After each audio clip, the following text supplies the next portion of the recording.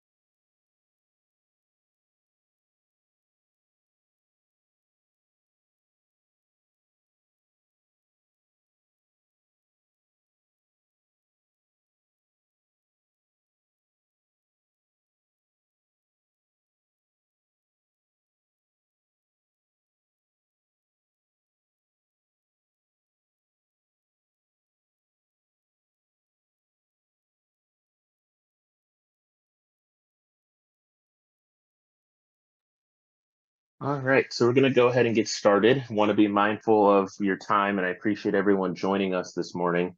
So my name is Keith Simmons. I am a contractor with the Smithsonian. I'm excited to talk to you this morning about exhibition starter kits. This is a new project that we are doing at the Smithsonian, and we're excited to bring it with you in partnership with Florida Humanities.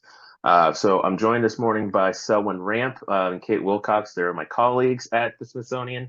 And I'm also here with Patricia Putman, who is with Florida Humanities. She's the Associate Director.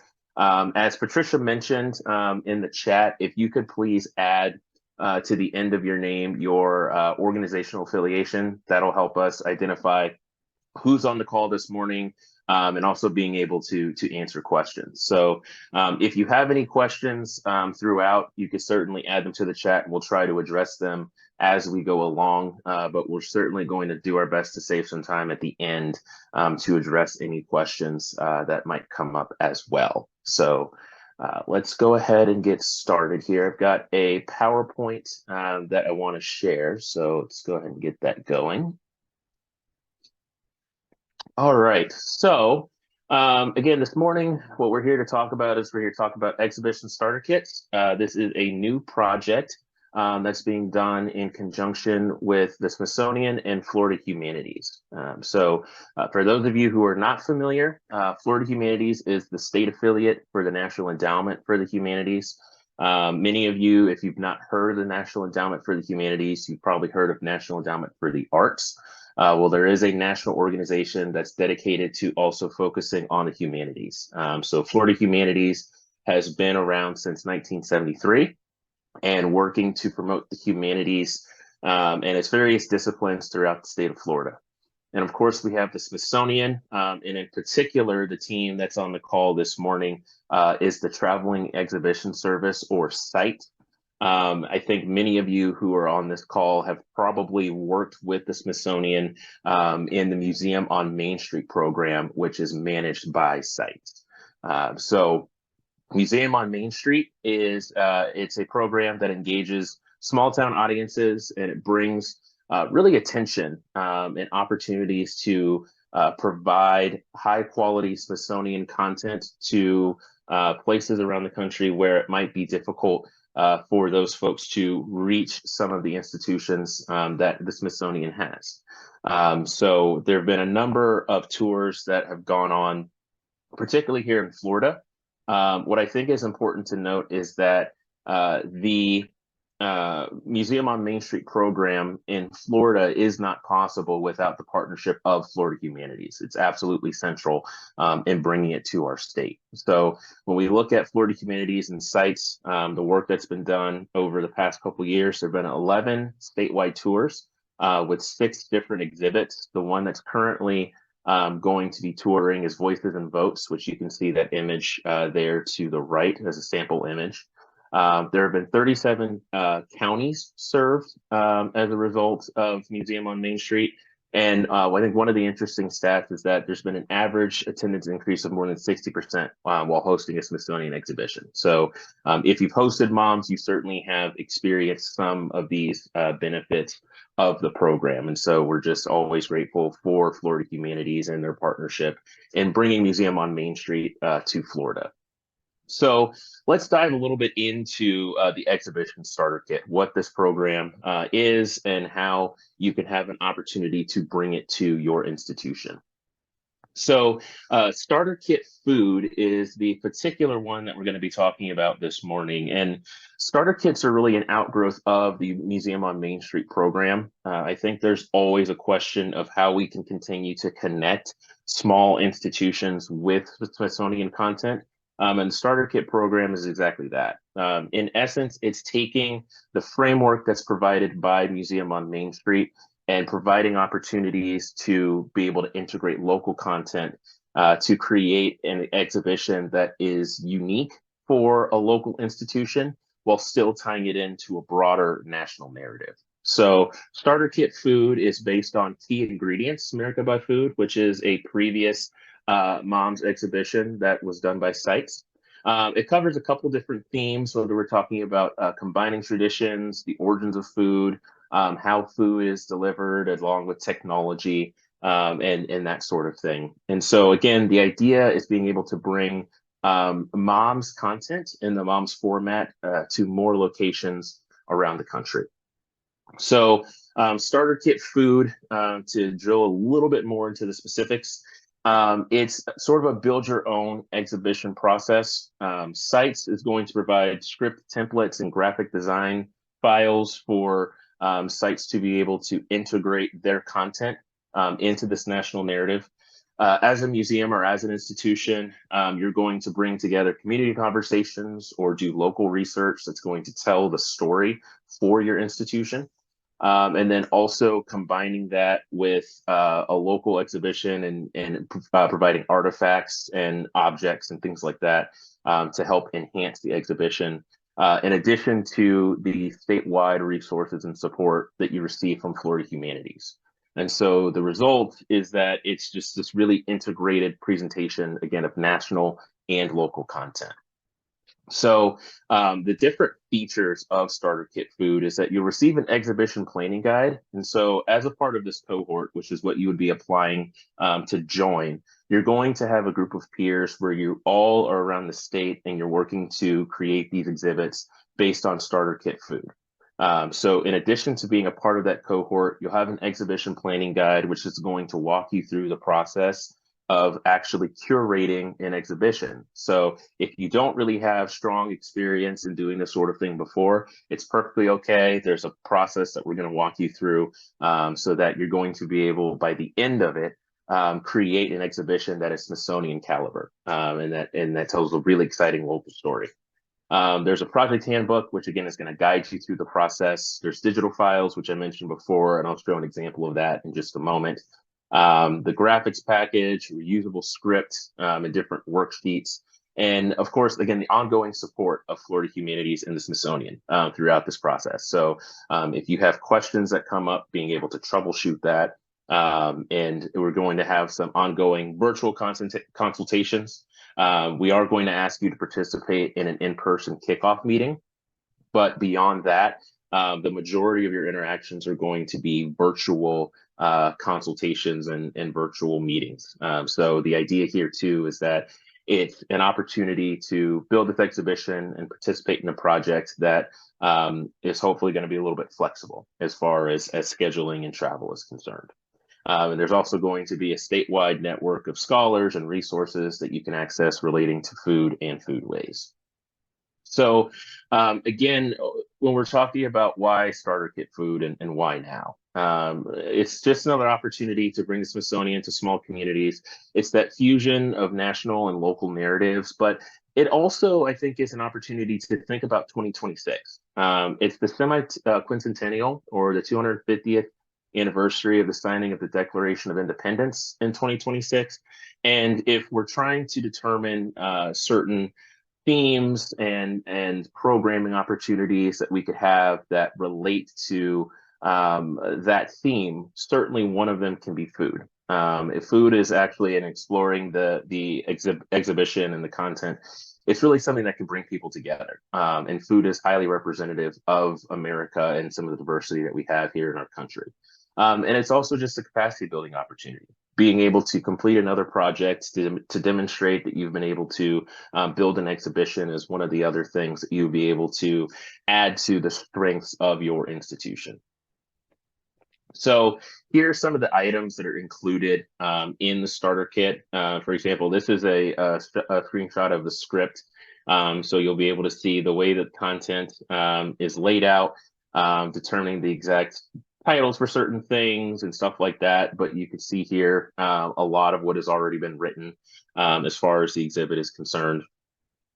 This is an example of one of the panels that's created. So sort of a graphical representation of the exhibit and being able to integrate your images and things like that into the exhibition. In addition to that, there's design and layout features. So you can see how to really lay out the panels in relation to how people are going to be able to interact with them and to interpret them. So you'll have a way to, in the ways that the Smithsonian often does the same thing as far as fabricating and installing their exhibit, you'll have guidelines to be able to do the exact same thing.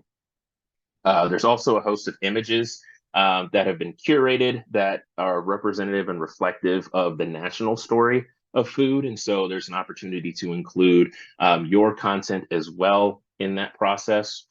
And so you get some of these results. And so this is an example of one of the sites outside of Florida that has put together a food exhibition. And so you can see what it looks like in having the panels together, having artifacts, what you can see particularly in the center, and even larger artifacts like a wagon is certainly appropriate in crafting the exhibition if you have those types of things available.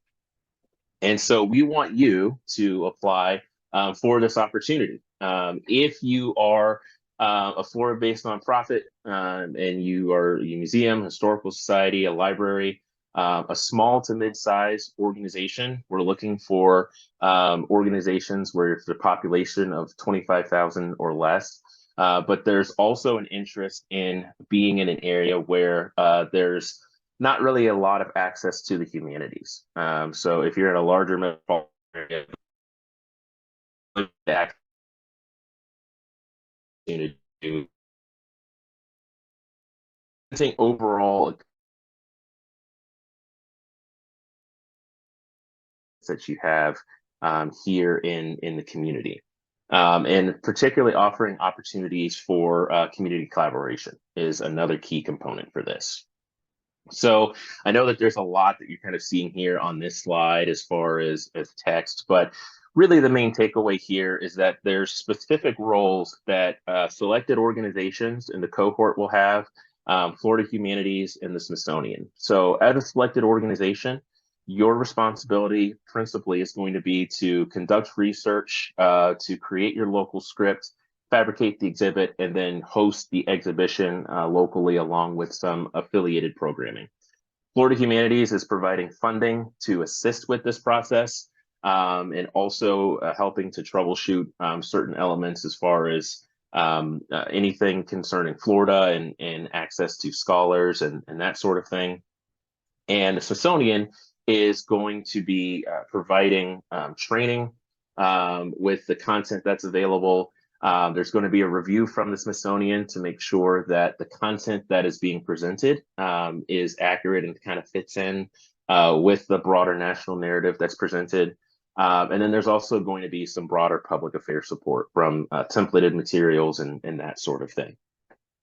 So In joining this cohort, it's really joining in two phases. And right now we're just focusing on phase one, but we certainly want to have an eye on phase two of the project. So phase one is going to run from June of this year to June 2025. An institution is going to be able to receive up to $5,000. And there's really three end products that we're looking for at the end of this phase.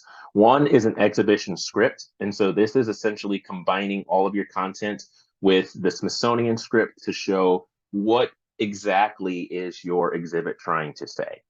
The second thing is going to be the object and image list. So these are the artifacts that you want to include in your exhibition. And so it's an opportunity to show how this actually integrates with the broader content that's presented by the Smithsonian. And then there's a design and a build plan. And so this goes into a little bit of how you're going to go about fabricating the exhibit, and then the timeline for installing it and that sort of thing. And so those are the three products that we're looking for at the end of phase one. Once you've satisfactorily completed the first phase, then you go to phase two, which is going to run from August 2025 to August 2026. This is where you can apply for up to $10,000. This is focusing on fabrication, installation, and public programming for the exhibit. One thing that is very important to note is that we are asking for exhibits to be on display for no less than 6 months. There's a little bit more flexibility there if you want to have it on display longer, but we are asking for a minimum of 6 months once you have completed the exhibit. So the application itself, we're going to talk for a few minutes about that. So the application is broken down into 5 categories. The first is the organizational overview. So this is just an opportunity to tell us about your organization, its founding, where it's located, some of its broader features, that sort of thing. And then the proposed exhibition venue. If it's different from where your institution is actually based, we would need to know that. We're also going to want to see some photos of the proposed space, which is one of the attachments, and we'll talk about that more in just a moment. In addition to that, then we want to get into the application. And so this is where we're going to talk about food and foodways in particular, but it's sort of in 2 distinct parts. The first is that we want to know more about your institution or in your community's broader food story. What is the cultural ties and things like that that we can observe about food in your community? What are some of the ways that your economy is influenced around food and that sort of thing? If you're looking for inspiration, one of the things that you can check out is the most recent issue of Forum magazine from Florida Humanities. It focuses on food, and so it kind of shows the types of stories that we're looking to tell with this exhibition project. Once you talk about that, we also want to know a little bit more about the specific exhibition content. So what are the specific objects and artifacts that you're wanting to bring into this exhibition? What are some of these narratives that you're looking to also bring in relation to the Smithsonian's framework that's been laid out? And it's also an opportunity to think about broader food stories. What are some of the stories that might be pushed onto the periphery? Things that you don't really talk about that much in your community, but there's an opportunity to bring it to the forefront. That's something else that we're also really interested in learning more about in the application process. And then finally, with the application, we want to know more about your project team and community partnerships. So who's going to help you bring this exhibition to life? As far as your internal team, if you have community partners that you're going to be working with, what are those organizations that are going to take part in this project? Letters of support are highly, highly recommended. It's not required, but I will say again, it is recommended that you include them as a component of your application. And that's part of the support docs that we'll get to in just a couple slides here. So in talking about the budget, requests, again, can't exceed $5,000. There are a couple elements that are going to be prescribed. For example, there is a fee, a licensing fee, that every site is going to have to pay to the Smithsonian in order to access the content that you're going to be using for the starter kit.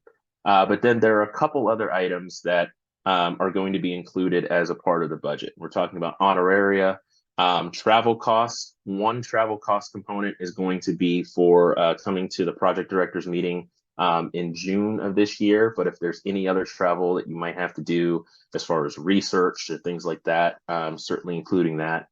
If you want to do something like an oral history harvest or some other program that can be used to collect resources, you could certainly put some funding towards that. One thing that we are asking all sites to include as a component of the budget is to have a contracted professional script editor or someone who is a professional proofreader to go through and review your script and to just do any necessary proofreading. But there's also, if you need to do any translation or anything like that, you can include that as well. And then there is a component for indirect cost, or also known as overhead, which you can have up to 10% as a component of your budget request. In addition to that, which is standard for Florida Humanities in engaging in this process, is that there has to be a minimum of a one-to-one cost share or match for other costs as a component of this project. So that might be the time that you're putting towards the project. It could be cash that you're bringing into the project, or any other kind of in-kind contributions. For example, if you have volunteers who might be doing research, that sort of thing, that's going to count towards your match. But it needs to be a minimum of 1-to-1. It can't exceed that, but it at least has to match. And so again, it's just kind of reiterating that cost share is a really important part of this, and that it has to be that minimum of 1-to-1. And then finally, talking a little bit about the support docs. So there are 3 that are required. One is going to be a project work plan. And so that's going to be some of the major milestones. If you need to do any research strips, oral history drives, other key events.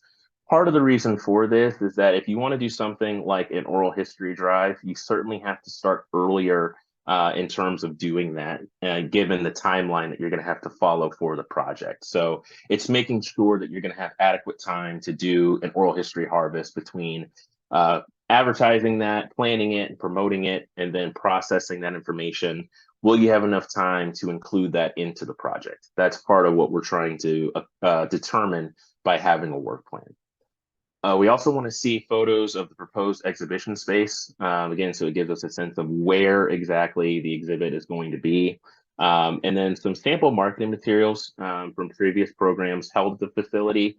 That's not going to really come into play until phase 2, but we want to see what these things look like so we can have a more holistic sort of evaluation of your application. And then there are a couple of support docs that are optional, but they're highly recommended. So if you could provide any sample images of items that represent your food story, that could be recipes, could be, a photo of like a cookbook or something like that. If there's previous events that you may have done, just wanting to see some of those images can also help with your application. Those letters of support from partnering organizations, as I mentioned earlier, and then letters of commitment and biographies for your project team members and scholars, just so we can get a sense of who's going to be assisting with the project. And then an NICRA agreement, which is required for colleges and universities. So with that, it's sort of the overview that we had as far as as that process is concerned. And again, I wanted to be able to save some time for questions. So if anyone has a question, you can certainly come off mute, and we can go ahead and just kind of answer any questions that you might have.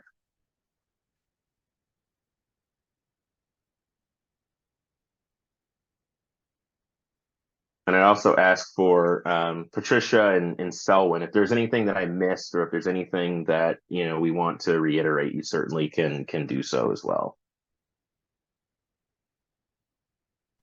I'll just give a few reminders on timing. Thanks, Keith. That was a really great overview of the application, but just a few reminders for the application process through Florida Humanities. You are required to have a conversation with Keith before preparing an application. That gives Keith a chance to have a one-on-one conversation with you and learn more about your organization and the reasonings why you'd like to work with the Smithsonian on this opportunity. So do schedule that meeting with Keith as soon as possible. I think he can go ahead and put his email in the chat, but most of you probably already have it off of the website. But you'll need to do that well in advance of March the 29th. March 29th is the deadline to request an access code to actually have access to the application in our online system. So all requests to potentially submit an application need to be made to Keith via email before March the 29th. So once you have a conversation with him, if this looks like a good fit, he will provide approved applicants, potential applicants with an access code. That will get you into the Florida Humanities online grants portal, where you'll actually complete the entire application that Keith walked you through. The application is due, must be submitted online in our system by noon on April the 17th. So those are your key deadlines: March the 29th to request an access code, and April the 17th for those who have been approved for an access code to submit their final application. So we have funding available for up to 10 sites. We're really hoping that we will have a good pool of applications with 10 sites all over the various regions of Florida. But this is a pilot program, so we're really excited to hear feedback from all of you on the application process and how this new program can really work in your community. So if you have questions, once you get into the application itself, Keith will be able to share contact information for Florida Humanities staff to help you in creating an account and troubleshooting any technical issues or questions you may have there. But Keith is your primary contact. So just some reminders there, Keith, on a few of the important dates for this project.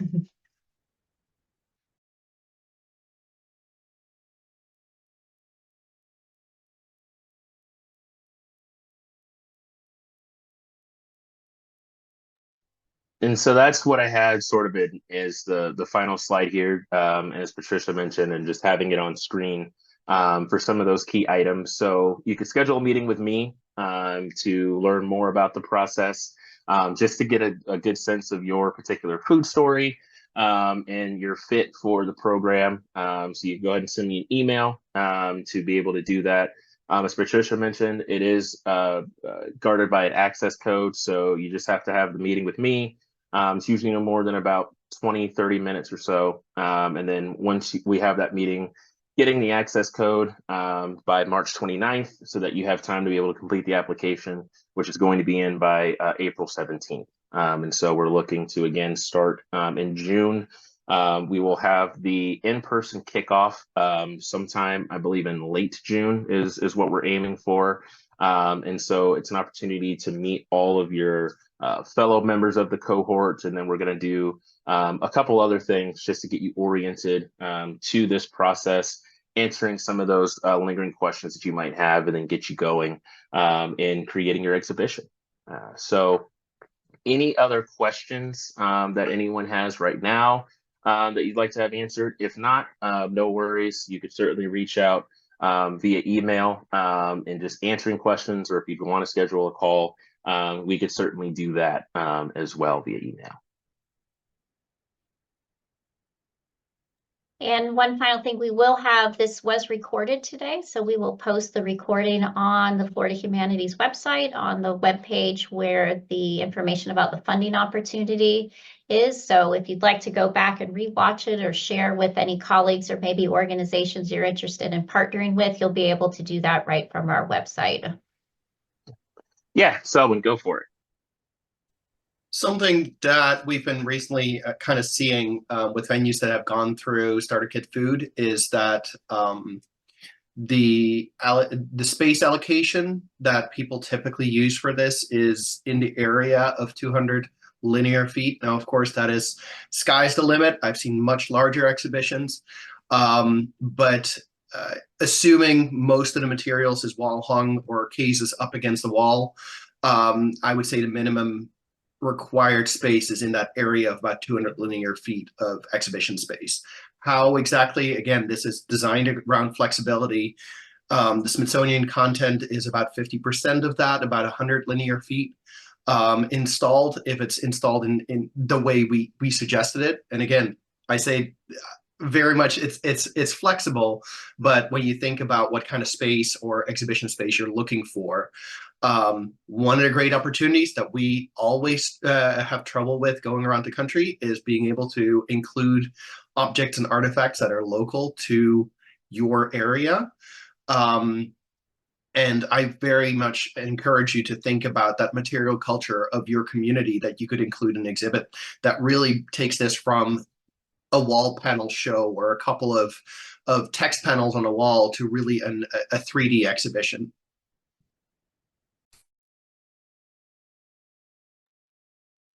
Awesome. Any other questions or comments? Thanks, Selwyn, for that. I think that's a really good reminder about the way to think about the size and some of the options that folks might have for the exhibit.